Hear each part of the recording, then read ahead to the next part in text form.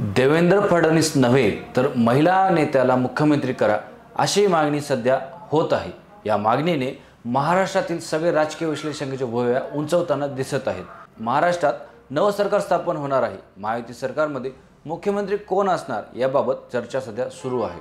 अशातच काही नवं नाव समोर आली आहेत। देवेंद्र फडणवीस यांच्या नावावर शिक्कामोर्तब झाल्याचं बोललं जात असतानाच ही नवी चर्चा आता सुरू झाली आहे। महाराष्ट्राच्या विधानसभा निवडणुकीच्या निकालानंतर आता सगळ्यांच्या नजर लागल्या आहेत त्या म्हणजे सत्ता स्थापनेकडे। महायुती सरकारचा शपथविधी कधी होणार, मंत्रिमंडळात कोणाकोणाचा समावेश असणार यावर चर्चा होताना पाहायला मिळत आहे।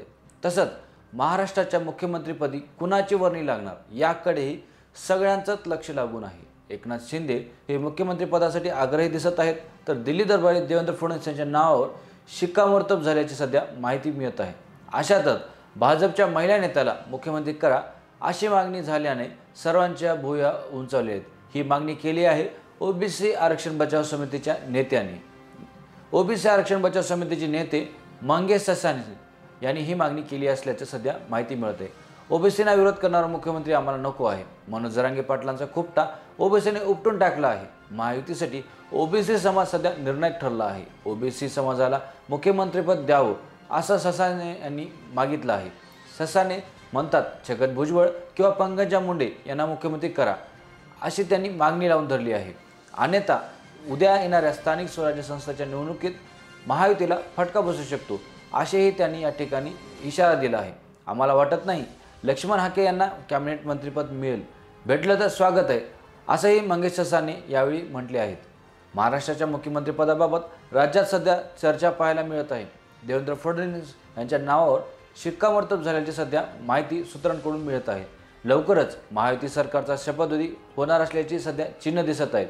यावेळी 20 आमदार मंत्रिपदाची शपथ घेणार असल्याचं बोललं जात आहे। यात भाजपचे 10, शिवसेना शिंदे गटाचे 6 तर अजित पवार गटाचे 4 आमदार मंत्रिपदाची शपथ घेऊ शकतात।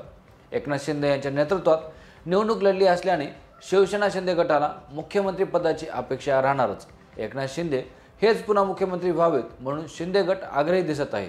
तर भाजपला 132 जागा मिळाल्यानं मुख्यमंत्री हा भाजपचाच व्हावा अशी भाजपच्या नेत्यांची सध्या इच्छा दिसत आहे।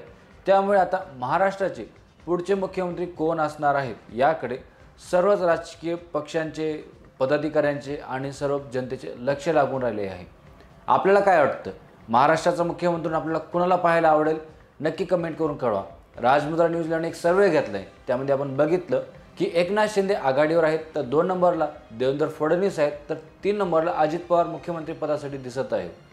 आपणही त्या ठिकाणी जाऊन या सर्वेमध्ये सहभागी घेऊ शकता, आपलं मत त्या ठिकाणी आपण व्यक्त करू शकता। तोपर्यंत पाहत राहा राजमुद्रा न्यूज लाईव्ह। धन्यवाद।